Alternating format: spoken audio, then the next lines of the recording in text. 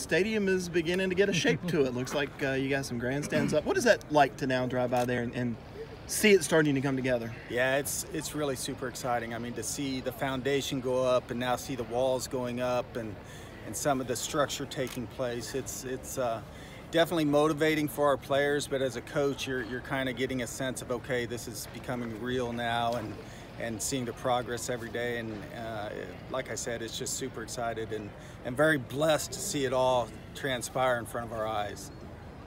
How do you keep the players that you have already on campus? How do you keep them busy, motivated? What do you do? How can you work with them?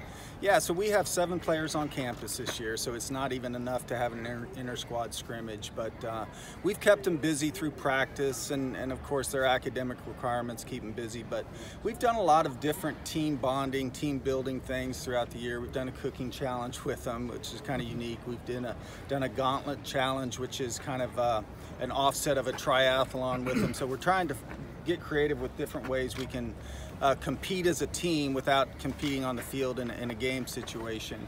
But really trying to build our culture and really implement our core values with this group. So next year, that's all in place, and it'll make that first year a little bit easier. When do the rest of the players get on campus? So we have 8 freshmen that will show up this summer, that will go to summer school and get in the weight room and do some conditioning stuff.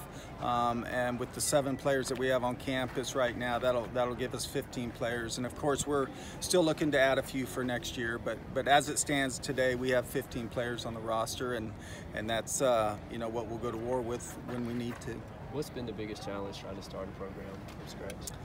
There's a lot of challenges. I think, you know, as a coach, putting a staff together, getting the facility built, planned and built, recruiting, but I think just with the recruiting a brand new program and trying to play catch up, so to speak. With softball, you know, a few years ago, you know, kids were signing or verbally committing early.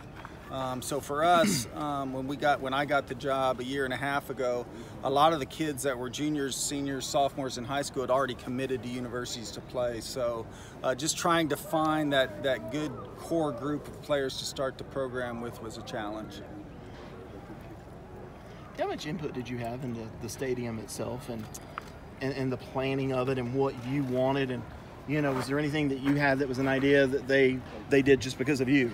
Yeah, it's, you know, we've been very blessed to have a lot of input in the design of the facility, and I attribute that to our great administration at Clemson, Dan Radakovich, Joe Simon, Natalie Honan. They've let us be involved in almost every decision. And of course, there's, you know, some budget restraints that we got to make sure that we keep under budget or at budget, and so that's been a little bit of a challenge. But most of the decisions we've been involved with the architects and the builders, and that's been a huge bonus. Thank you, Coach. Thanks, Coach. Thank you.